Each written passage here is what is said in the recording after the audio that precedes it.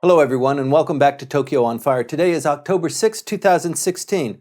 There are two by-elections that are coming up this month that will portend much for the future of the Abe administration. Michael Cucek, you're watching this closely too. We have two by-elections, the 23rd of this month. And it's going to be a really interesting fight. Normally these by-elections are basically a set piece. Someone has passed away or someone has just moved up into a new position and there's a space open. Right. And then the two major parties fight off against each other. Maybe there's a communist candidate.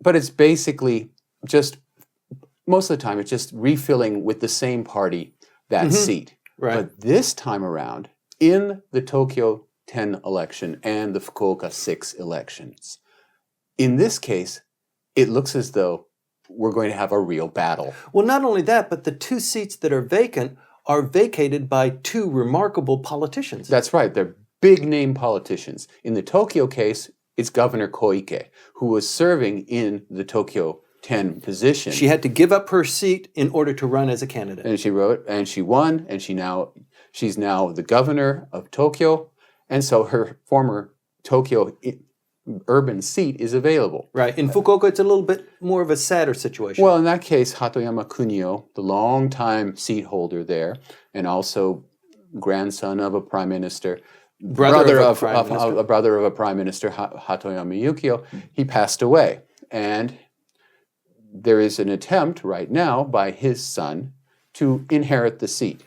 But that has run afoul of the relationship between the local headquarters of the LDP and the national. We have two by-elections held on the same day. What's the rule or the regulation on how soon you have to hold a by-election after it's been vacated? It usually has to be only a few months. They try to do it as quickly as possible.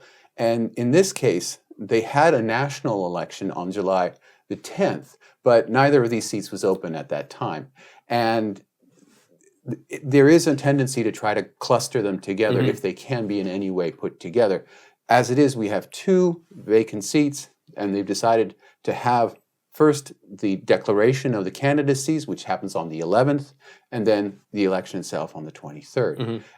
So it's a really short official campaign season, but there's been a great deal of movement already. Right. And they're campaigning, or at least the candidates are. But the problem is that the LDP is in disarray.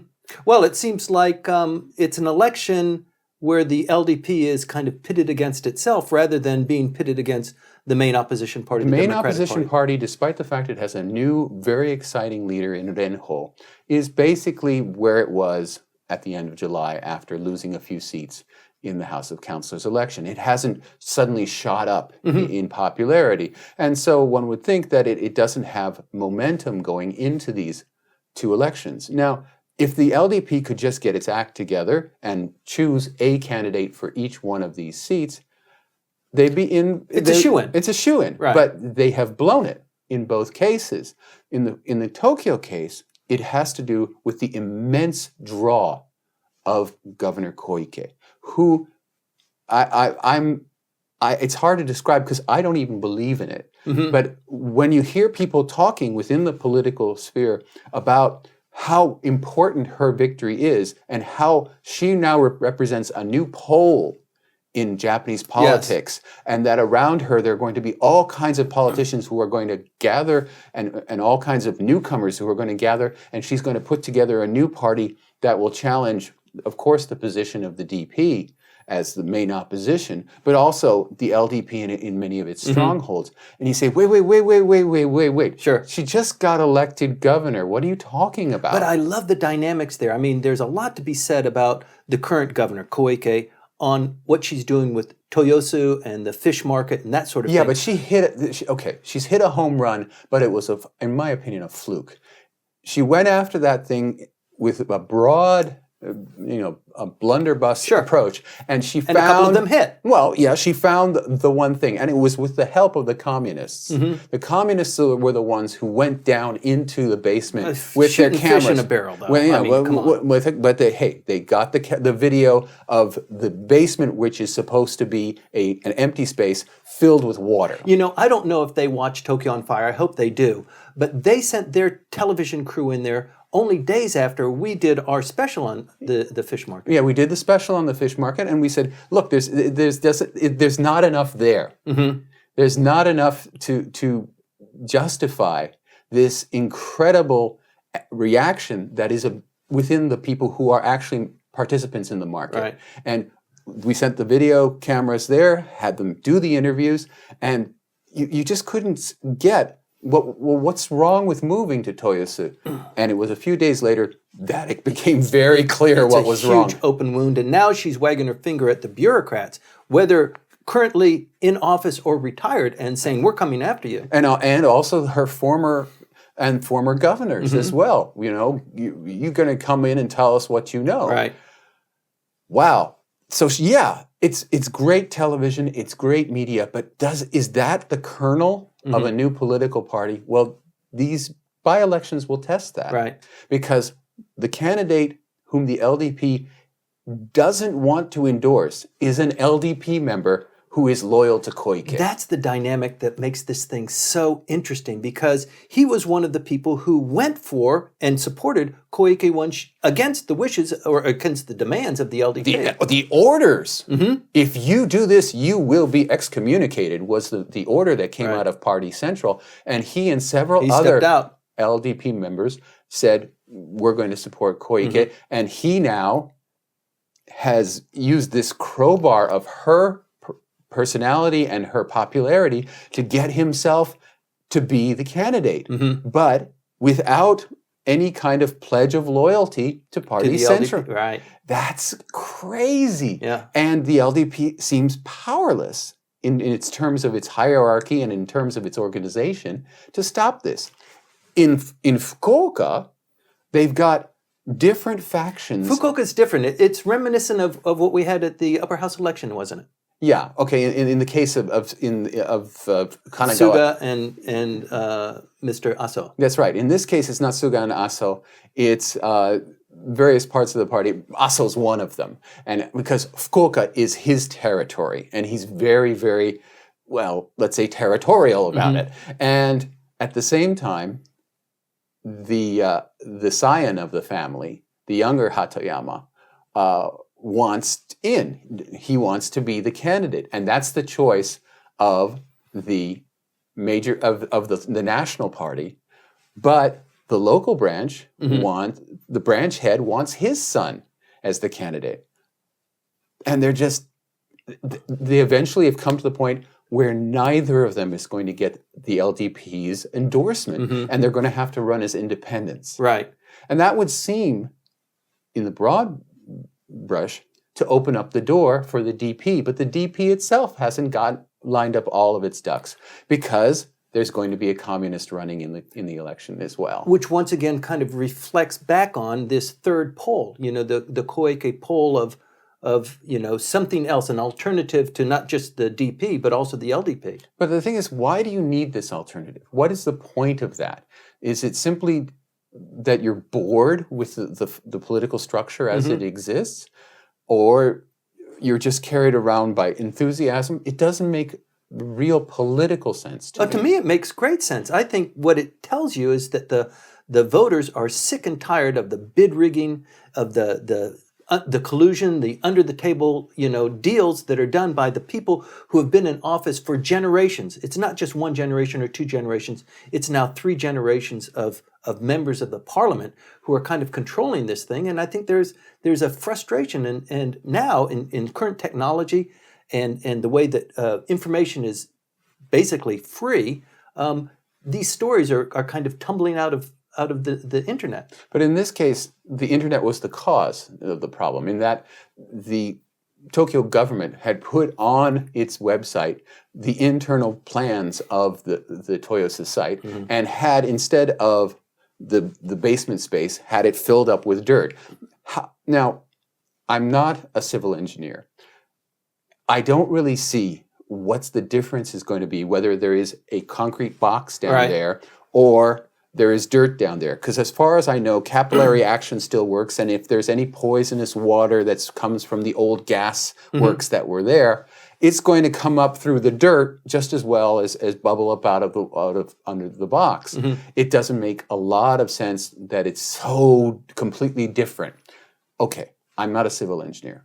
I don't understand that. Well, they did have to decontaminate the soil too. So I guess there was a big expense involved in truckloads and truckloads and truckloads of tons of dirt. Yeah, but they want to bring more dirt into what the recommendation was, that if they just pile dirt upon this contaminated base, that somehow that will block it off. I don't know if that's true or not. Be that as it may, that was there was a discrepancy between the reality and what the image on the and who website. decided when? And I don't know. I was on the council meeting, but I don't remember. Oh yes, the lack of memory among the bureaucrats who somehow managed to pass all of those exams all those years without remembering anything.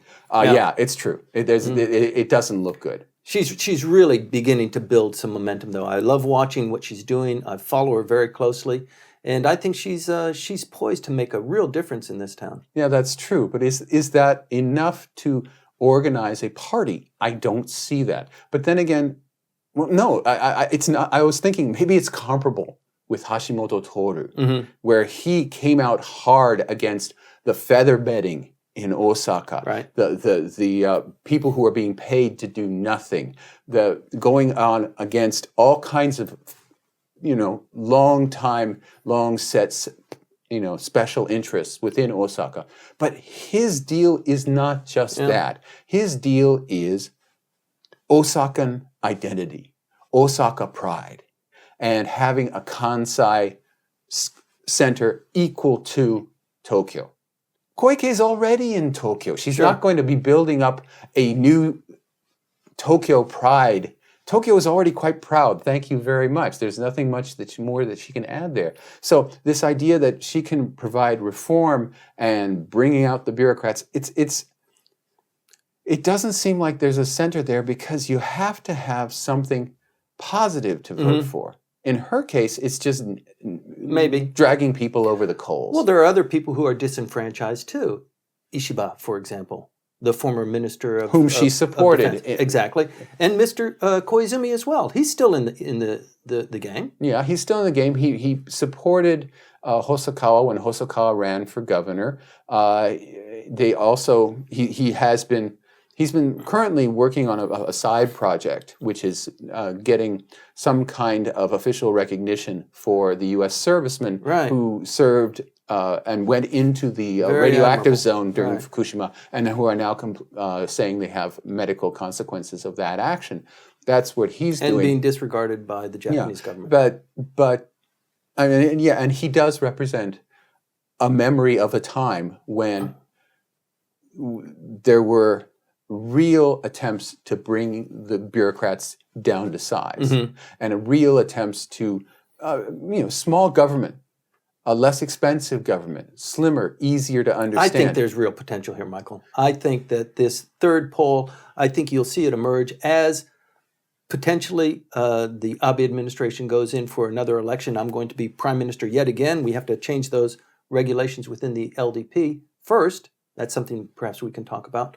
But yeah, I think that there is beginning to start a coalescing of forces here. Okay, getting back to the by-elections. Yes, let's not. You're right. The by-elections. Getting back to the by-elections, whatever is going on with Wakasa in District 10, the issue for me is if the LDP, which is led by the president Abe, Mr. Abe, if they go down to defeat in one or both of these elections because of this disarray.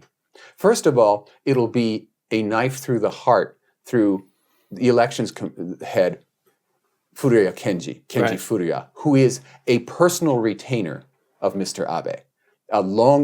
Basically, the only reason that he's in the Diet at all is because he's been a very fine servant of the Kishi and Abe families.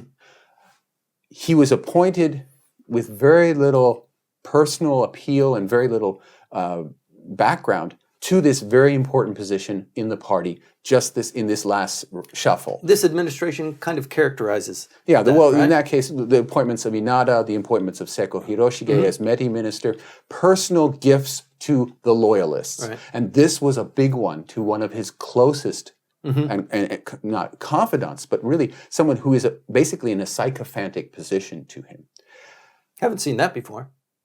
Yes, we have. And in this case, if they blow it, and Furuya is the one who has to negotiate who gets to be the candidate, of course the Secretary General, Nikai Toshihiro, is ultimately responsible for election results. But the election commissioner is the one who really decides these things. If they both go down, he's going to take it through the heart, and that's a direct hit on Abe. Right. It will weaken him, and it will make it seem like, okay, maybe we don't have the momentum for January, a dissolution of the Diet and an election. Maybe that would be dangerous. Maybe the DP under Renho is already in a position. We're going to try to beat them. Right. We're going to try to get to them before Renho revitalizes the party, but maybe it's already starting. You know, these by-elections will ask some serious questions. And if he loses, and if the LDP loses in the by-elections, and Mr. Abe takes a hit, that makes him a little bit more reticent, I think. I mean, this is pushing things, maybe. But I think it makes him a little bit less capable of being flexible when he's talking to Putin in December, because it's less certain where he stands in the party right now. Before these by-elections, he is truly the person who can just point his finger. You do that, and you do that, and they, whoever those people are within the party, they will obey. But two losses on a single day. Sure, they're just House of Representatives seats, and they've got a huge majority in the House of Reps. Still, it's perceptions. Let's talk a little bit about the history in Fukuoka, because it is so rich. Former Prime Minister Aso had as in his cabinet Mr. Hatoyama, the fellow who had Hatoyama passed on, and whose son is now running. Right. So there's a little bit of bad blood there, and so not just a little. No, quite a bit. Yeah, because Hatoyama Senior stabbed Mr. Aso in the back and led to the LDP kind of crumbling. I mean, it was a contributing factor. It wasn't the cause, but boy, what a nasty scene that was. Yeah, and the thing is that certainly the sins of the father should not be visited upon the children, but they will be. Not in my lifetime. But they sure will. So you've got the Vice Prime Minister, Mr. Aso, right? Also Finance Minister. Who is only nobly fighting for the rights of the local LDP chapter to choose the person that it wants, because the LDP is a big tent with everybody equal. Yes. Okay, we got that side. So this is part of the fight. And the other part of the fight is that the LDP has another candidate that it's promoting as well. And the real fight is for the contenders of the LDP's affections. That's right. The LDP itself is running against itself. And the outcome opens the door for what would normally not be a good seat for the DP. Splitting the ticket. They're splitting the ticket, and they're going to be running as independents. So there won't be the automatic machine that comes in behind them. And that's also true in Tokyo 10. Because Wakasa, you have to think about, if you're an LDP chapter member inside that district, do you really want to vote for someone who's going to eventually turn against the party? And say, I voted for him, but, when he said he was going to turn against the party, I didn't really believe it. That's why I voted. No, you start thinking, I better hedge my bets on this one, because the folks that are running toward Koike, they're sort of the same folks that ran toward Yoshimi Watanabe and his Your Party. These. Yes, entrepreneurial, but also very opportunistic folks. They really, they don't last long. Yeah, but the same thing happened with Koizumi. And look what happened to him. I mean, he was like a magnet, and all these wannabes kind of gathered around him, and that did kind of tumble into a snowball. It worked in his favor. It worked in his favor. Changed history. Okay, I'll admit that did happen. And how often does this kind of a character, this kind of confluence of events rise to make somebody, I mean, we're always complaining about leadership. There's nobody that can have a leadership position or has the charisma, and she is really beginning to expose it. Yeah, she is indeed taking what is basically a colorless position and making it extremely colorful, as Ishihara Shintaro did when he was governor for four elections in 3 terms. Right. He opted out after winning it for a 4th time. But there's something in me that says you really have to have organization. You really have to have a base. And the DP has it in the labor unions. The LDP has it in all of its many, many connections. Big business, small and medium-sized businesses. Kind of Johnny-come-lately, is what you're saying. Yeah, but this new group, what is going to be beneath them? Who is going to be their backers? Koike did very, very well. But I think that one of the aspects of her election that people don't like talking about because it's ugly is that she is a very prominent member of the Nippon Kaigi and has long attracted the interests of what, let's say, Hillary Clinton would have called the great deplorables. The people who have views that are highly conservative and anti-foreigner and all kinds of things that a cosmopolitan leader of one of the world capitals doesn't want to have as her base. But that is her base. Yeah. Hardline conservatives are her base. And it showed when you look back at the Tokyo governor's race, which had General Tamogami running in it. Okay, General Tamogami got 600,000 votes. The ultra-right candidate in this last gubernatorial election got only 50,000. Where did those 550,000 other votes go to? They went to Koike. And that's where her folks are. And that is not something that, for me, is a good base. You don't think it's sustainable? I don't think it's sustainable, and I don't think that it's transferable to other candidates. It's really her and her special association with hardline hawkish defense views. Well, she's going to stand up for Wakasa. She's going to make sure that he gets elected. So in Tokyo, we can pretty much be guaranteed that that candidate will win. And probably the LDP will say, you know, all is forgiven. We want you to stay as an LDP member. Please don't, you know, resign as a member of the LDP. Let's stay buddies. Yeah, but there's a great deal of pride in the LDP as well, both on the national and the local level. And they'll have to swallow a lot of that pride. Sure. And I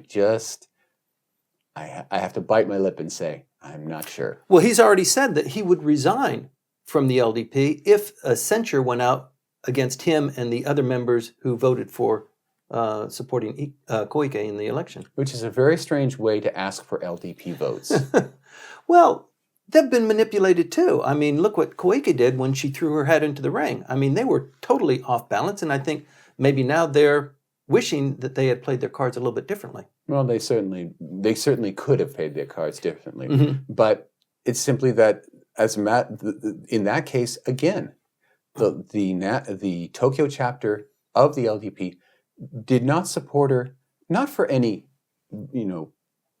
material reason, but simply because she had acted first without asking them. She wasn't going to get it anyway. But she hurt their pride, and she didn't do things the right way. And that kind of persnickety, ballsy. No, I'm talking about them. In her case. Oh, they're kind of persnickety and petty and selfish kind of behavior has not changed. Right. They're still there. They're still in their positions. And you have to have a complete revolution before something like a Koike phenomenon is transferable throughout the system. That's what I believe. Today is October 6th. The candidates will be decided on October 11th.